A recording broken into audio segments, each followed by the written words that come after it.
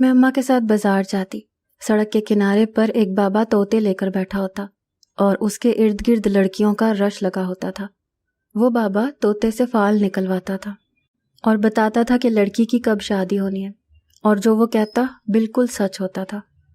میری عمر کافی نکل چکی تھی۔ ایک دن میں گھر سے چوری نکل کر بابا کے پاس چلی گئی تو وہ فال نکال کر بولا کہ تمہاری شادی نہیں ہو سکتی، اگر شادی کرنی ہے تو میرے ساتھ گھر چلو، دوسرے طوطے سے فال نکلواتا ہوں، اس سے تمہیں من پسند رشتہ ملے گا۔ میں بابا کے ساتھ گھر گئی تو میری روح لرز گئی۔ وہاں تو میرے ساتھ میری عمر 30 کے لگ بھگ ہو چکی تھی، لیکن رشتہ ابھی تک کہیں نہیں ہوا تھا۔ حالانکہ نہ ہی میں سانولی رنگت کی مالک تھی، نہ ہی چہرہ معمولی تھا۔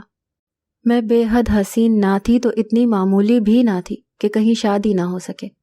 میرے والدین بھی میرے بارے میں وہی خواب دیکھتے تھے جو اکثر والدین دیکھتے ہیں، کہ لڑکے کا اپنا گھر ہو، کام کاروبار ہو، نوکری نہ کرتا ہو۔ میری ماں بے شک سوتیلی تھی، لیکن میرے ساتھ اس کا برتاؤ بہت اچھا تھا۔ کہتی تھی، انجم میں تمہارا رشتہ بڑے اچھے گھر میں کرواؤں گی، لیکن جب بھی میرے لیے کوئی رشتہ آتا وہ اس میں نقص نکالنے لگتی۔ کہتی یہ لوگ مجھے بہت لالچی لگتے ہیں، جہیز کی لمبی لسٹ پکڑا دیں گے۔ کبھی کسی رشتے کے بارے میں کہتی، ان کا بیٹا تو مجھے شکل سے ہی نشے کا عادی لگتا ہے۔ میرے ابا یہ سب باتیں سن کر فوراً سے رشتے سے انکار کر دیتے۔ سارے گھر کے کام کاج میری ہی ذمہ داری تھے، کیونکہ میری سوتیلی ماں کبھی سر درد کا بہانہ بنا لیتی تو کبھی کسی اور بات کا۔ وہ میرے والد سے کافی چھوٹی بھی تھی، اسی لیے ابا سے بس اپنے ہی ناز نخرے اٹھواتی رہتی تھی۔ میں جس عمر میں تھی میرا بھی دل چاہتا تھا کہ میرا بھی شوہر ہو جو میرے بھی نخرے اٹھائے، میرا بھی کوئی اپنا گھر ہو۔ یہ فطری خواہش میرے اندر شدت سے ہونے لگی تھی تو میں بے بسی سے رونے لگتی۔ میری سوتیلی ماں کا بھائی اکثر ہمارے گھر آ جاتا تھا۔ ملنے تو وہ اپنی بہن سے آتا تھا، لیکن اس کی نظریں ہر وقت مجھ پر ٹکی رہتی تھی۔ وہ شادی شدہ تھا لیکن بیوی سے نہیں بنتی تھی۔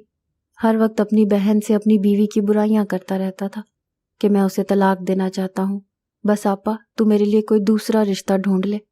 میری ماں بھی اسے تسلی دیتی کہ تو فکر نہ کر، تیرے لیے میں نے بہت کچھ سوچ رکھا ہے۔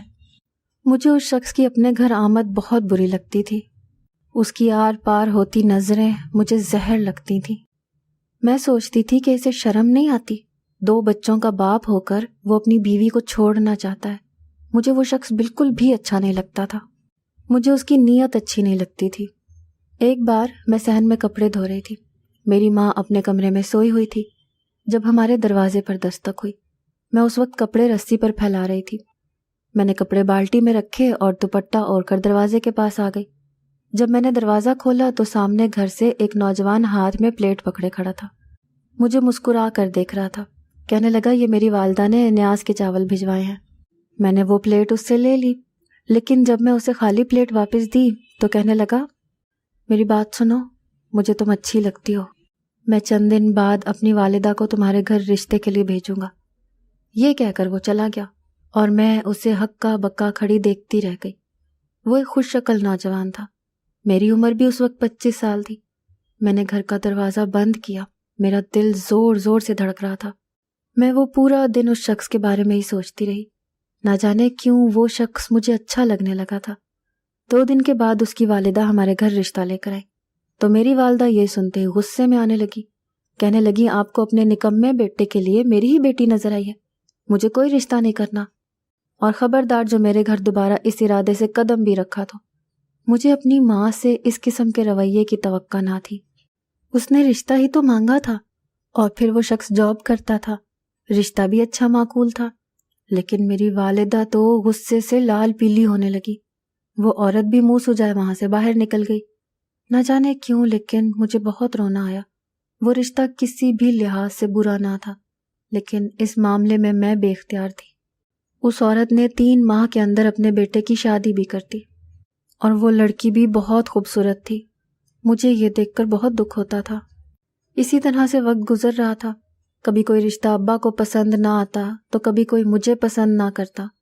میں ایک بار اماں کے ساتھ شاپنگ کے لیے بازار میں گئی تھی۔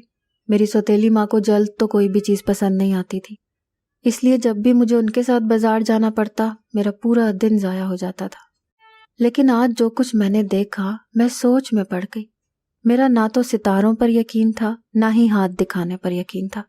مجھے یہ باتیں ہمیشہ سے جھوٹی اور ڈھونگی لگتی تھیں، لیکن اس بار جو میرے ساتھ ہوا اسے بیان کرنے کے لیے میرے پاس لفظ ہی ختم ہو چکے ہیں۔ جہاں سے میری ماں لون کے سوٹ خرید رہی تھی، وہیں ذرا سا ہٹ کر فٹ پاتھ پر ایک شخص ایک پرانی سی چادر بچھائے بیٹھا تھا۔ رنگت سانولی تھی، اس پر بڑی سی مونچھیں، عمر 35 سال کے لگ بھگ ہوگی، جسامت بھاری سی تھی اور توند بھی نکلی ہوئی تھی۔ ایک پنجرے میں اس نے طوطا قید کر رکھا تھا اور قسمت کا حال اس طوطے کے ذریعے سے بتا رہا تھا۔ کاغذ کی پرچیاں بنائے ایک پرانے سے کشکول میں ڈال رکھی تھیں۔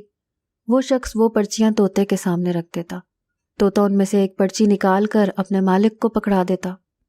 اس کے پاس لڑکیوں کا رش زیادہ تھا اور نوجوان لڑکیاں اپنی شادی کے بارے میں ہی پوچھ رہی تھیں۔ اماں دکاندار سے بحث میں مصروف تھی، لیکن میری ساری توجہ اس فال نکالنے والے شخص پر مرکوز تھی۔ پہلے تو میرے دل میں خیال آیا کہ لڑکیوں کو بیوقوف بنا رہا ہے، پیسے بٹور رہا ہے، لیکن وہ باتوں کا کھلاڑی تھا اور اسی سے لڑکیوں کو گھیرے ہوئے تھا۔ کسی کو کہتا تمہاری شادی خاندان میں ہوگی، کسی کو کہتا تمہاری بیرون ملک میں ہوگی، کسی سے کہتا کہ تمہاری شادی پسند سے ہوگی۔ وہ لڑکیاں تو سن کر یوں خوش تھیں جیسے سچ میں ہی ان کی شادی بیرون ملک ہو جائے گی۔ لڑکیاں اسے پرس سے پیسے نکال کر دے رہی تھیں۔ لڑکیوں کا رش کچھ کم ہوا تو وہ شخص اپنی پرانی سی چادر جس پر وہ بیٹھا تھا اس کا ایک کونا ہٹا کر سارے پیسے نکال کر گن رہا تھا کہ جب اچانک سے اس کی نظر مجھ پر پڑی۔ نظروں کے تصادم سے میں کچھ گڑبڑا سی گئی تھی۔ میں نے جلدی سے نظریں بدل لی اور کپڑے دیکھنے لگی، لیکن اس کے بعد تو میرے چہرے پر اس شخص کی نظروں کی تپش مجھے نروس کرنے لگی۔ میں نے چور نظروں سے اس کی طرف دیکھا۔ وہ ٹک ٹکی باندھے مجھے ہی دیکھ رہا تھا، ساتھ ہی فٹ پاتھ پر موجود مٹی پر آڑی ترچھی لکیریں کھینچ رہا تھا۔ میں نے سر پر دوپٹہ دوبارہ سے ٹھیک کیا۔ مجھے اس کی خود پر جمی ہوئی نظریں بری طرح سے بدحواس کر رہی تھیں۔ میں نے سوچا عجیب ٹھرکی شخص ہے۔ میں دل میں اسے برا بھلا کہنے لگی۔ بالآخر میری اماں کو 2 گھنٹے کی بحث کے بعد اپنی مرضی کا جوڑا اپنی مرضی کی قیمت پر مل گیا۔ اماں اب رکشے والے سے کرائے کے لیے بھاؤ تاؤ کرنے لگی۔ میں اسی فٹ پاتھ پر جا کر کھڑی ہو گئی جہاں وہ طوطے والا بیٹھا تھا۔ اب بھی کمینے کی نظریں مجھی پر جمی ہوئی تھیں۔ میں نے ترچھی نظریں اس پر ڈالیں تو وہ مجھے دیکھ کر مسکرانے لگا، اپنے سانولے سے رنگ پر یہ بڑی مونچھوں کو تاؤ دینے لگا۔ میں نے ماتھے پر تیوری چڑھائی اور سامنے سڑک کی جانب دیکھنے لگی۔ وہ اتنی بلند آواز میں بولا کہ مجھے آواز اور بات صاف سنائی دینے لگی۔ کہنے لگا، توبہ ہے تمہارا نصیب لڑکی، کالے بادلوں کے بھنور میں پھنسی ہوئی ہو، اتنی جلدی دلہن نہیں بن سکتی، بڑی کٹھن آزمائشیں دینی پڑیں گی۔ وہ یہ بات مجھی کو سنا رہا تھا کیونکہ اس کے پاس کوئی بھی نہیں بیٹھا تھا، بس میں ہی کچھ فاصلے پر کھڑی تھی۔ میں نے بے ساختہ اس کی طرف دیکھا تو وہ پھر سے پیسے گننے لگا، ساتھ ہی ساتھ منہ سے بڑبڑانے لگا کہ توبہ توبہ، ایسے نصیب تو میں نے پہلے کسی کے نہ دیکھے نہ سنے، ستاروں کی بڑی سخت پکڑ ہے۔ وہ شخص بار بار مجھے دیکھ کر یہ کہہ رہا تھا۔ میرا دل نہ جانے کیوں خوفزدہ سا ہو گیا کہ ایسا بھی کیا ہے میرے نصیب میں۔ اماں نے مجھے آواز دی کہ رکشہ مل گیا ہے، آ جاؤ۔ میں جانے لگی تو کہنے لگا، لڑکی، کل آنے والا رشتہ بھی انکار ہی کر کے جائے گا، ستاروں کی چال تیرے خلاف ہے۔ میں حیرت زدہ رہ گئی کہ اسے کیسے معلوم کہ کل میرے رشتے کے لیے کچھ لوگ دیکھنے کے لیے آنے والے ہیں۔ میں رکشے میں بیٹھی بھی اسی شخص کے بارے میں سوچ رہی تھی۔ گھر آ کر بھی میرا ذہن اس طوطے والے نجومی کی طرف ہی لگا رہا۔ اگلے روز میں پہلی بار بہت بے دلی سے تیار ہوئی، کیونکہ مجھے کہیں نہ کہیں اس طوطے والے کی بات پر یقین تھا کہ جو لوگ مجھے آج دیکھ کر جائیں گے وہ انکار کر دیں گے۔ اسی لیے میں اتنے اچھے سے تیار نہیں ہوئی تھی جتنا ہر بار ہوتی تھی۔ جب وہ لوگ آئے تو مجھ سے بہت اچھی طرح سے ملے، بہت خوش اخلاق قسم کے لوگ تھے۔ ان کے جاتے ہی میں پر امید تھی، وجہ ان کا اچھا رویہ تھا کہ اس بار ہاں ہو جائے گی۔ مجھے بھی کچھ امید سی بندھ گئی تھی۔ میں نے سوچا کہ اگر میرا رشتہ یہاں ہو گیا تو اس طوطے والے کے پاس جا کر اسے ضرور بتاؤں گی کہ تم ڈھونگی ہو، دیکھو میرا رشتہ تو طے ہو گیا۔ اگلے روز وہی رشتہ کروانے والی آنٹی آئیں اور کہنے لگیں کہ لڑکے والوں نے انکار کر دیا ہے، کہتے ہیں کہ لڑکی کی عمر ہمارے بیٹے سے زیادہ ہے۔ میرا دل ٹوٹ کے رہ گیا، میں بہت دل برداشتہ سی ہو گئی تھی۔ مجھے لاشعوری طور پر اس طوطے والے کی بات سچی لگنے لگی۔ میں رات کو سونے کے لیے لیٹی تو یہی سوچنے لگی کہ کیا واقعی میرا نصیب کسی مشکل میں پھنسا ہوا ہے؟ 22 سال کی عمر سے میرے والدین میرا رشتہ دیکھ رہے تھے اور اب میں 30 کی ہو گئی تھی۔ 7 سال سے میں ہر روز نئے لوگوں کے سامنے تیار ہو کر بیٹھتی تھی، لیکن عجیب بات یہ تھی کہ بات ہی نہیں بنتی تھی۔ میں اگلے روز اماں کو سہیلی کے گھر کا کہہ کر اپنے پڑوس میں اپنی دوست کے پاس آ گئی۔ میں نے اسے اپنے ساتھ لیا اور اسی بازار میں اسی طوطے والے کے پاس آ گئی۔ یہ دوپہر کا وقت تھا، وہ شاید ابھی آیا تھا، اپنی دکانداری لگا رہا تھا۔ مجھے دیکھ کر یوں مسکرایا جیسے مجھے پہچان گیا ہو، لیکن جو کچھ اس نے مجھے کہا وہ سن کر میں حیران ہو گئی۔ کہنے لگا تمہارا ہی انتظار کر رہا تھا۔ یہ سن کر میری سہیلی بھی مجھے شک بھری نظروں سے دیکھنے لگی۔ میرے کان کے پاس سرگوشی کرتے ہوئے بولی کہ یہ شخص تمہیں جانتا ہے؟ میں نے کہا نہیں۔ کہنے لگی اٹھو انجم یہاں سے، مجھے یہ شخص کچھ عجیب سا لگ رہا ہے۔ میں بھی سوچ رہی تھی، خواہ مخواہ یہاں آئی۔ وہ شخص ہم دونوں کی جانب ہی دیکھ رہا تھا۔ ہم دونوں ہی اٹھ کر کھڑی ہو گئی تو وہ شخص میری دوست کی طرف دیکھ کر بولا 2 ماہ بعد تیری شادی ہے تیرے تایا زاد سے، لیکن عین شادی والے دن وہ انکار کر دے گا۔ یہ سننے کی دیر تھی کہ میری دوست کی رنگت اڑ گئی۔ میرا بھی حیرت سے منہ کھلا رہ گیا، کیونکہ میری دوست کی سچ میں اپنے تایا زاد سے 2 ماہ بعد شادی تھی۔ وہ وہیں اس شخص کے پاس بیٹھ گئی۔ کہنے لگی آپ کو کیسے پتا کہ میری شادی اپنے تایا زاد سے ہونے والی ہے؟ کہنے لگا طوطے والے بابا سے کچھ چھپا ہوا نہیں ہے۔ میں اپنی بات بھول بھال کے اپنی دوست کے لیے پریشان ہو گئی۔ وہ رونے لگی، کہنے لگی اگر ایسا ہوا تو میں تو برباد ہو جاؤں گی۔ وہ کہنے لگا اگر تو کل مجھے 25,000 لا دے تو میں عمل کے ذریعے سب ٹھیک کر دوں گا۔ میری دوست تو پریشان سی ہو کر رہ گئی، کہنے لگی ہم سفید پوش لوگ ہیں، اتنے پیسے میں کہاں سے لاؤں؟ وہ کہنے لگا کام بھی تو بڑا ہے، ورنہ جاؤ اور 2 ماہ کے بعد کی بدنامی کے لیے تیار رہو۔ یہ کہہ کر وہ اپنے طوطے کے پنجرے میں سیب کے ٹکڑے ڈالنے لگا۔ میری دوست بے حد پریشان تھی۔ میں اپنی پریشانی بھول بھال کر اپنی دوست سے کہا کہ تم پریشان نہ ہو، میں تمہاری مدد کر دوں گی۔ ہم لوگ گھر واپس آ گئے۔ میرے پاس ایک سونے کی چین تھی جو میری والدہ کی نشانی تھی۔ میں نے وہ بیچ کر پیسوں کا انتظام خود کر لیا تھا۔ میری دوست مجھے مشکور نظروں سے دیکھ رہی تھی۔ اگلے روز ہم لوگ 25,000 لے کر اس شخص کے پاس چلے گئے۔ ہمیں دیکھ کر اس کی آنکھیں چمک گئی۔ پیسے دیکھ کر ایک کمینگی سی ہنسی ہنستے ہوئے کہنے لگا سمجھو تمہارا مسئلہ حل ہو گیا۔ میری دوست اس کے اس جملے پر مطمئن سی ہو گئی۔ پھر میری دوست کو میرا بھی خیال آیا، کہنے لگی ذرا میری دوست کی فال بھی اپنے طوطے سے نکلوائیں کہ اس کی شادی کب ہوگی۔ اس بات پر وہ شخص مسکرانے لگا، پھر پنجرا کھول کر طوطا باہر نکالا اور ایک لوہے کے خالی کشکول سے پرچیاں پکڑیں اور کچھ پڑھ کر ان پرچیوں پر پھونک کر اس طوطے کے سامنے پھینک دی۔ میرا دل دھک سے رہ گیا۔ میرا دل زور زور سے دھڑک رہا تھا کہ جیسے واقعی میری قسمت اس طوطے کے ہاتھ میں ہے۔ اس نے ایک پرچی اپنے منہ سے اٹھا کر میرے پاس پھینک دی۔ وہ شخص مجھ سے کہنے لگا اٹھاؤ پرچی۔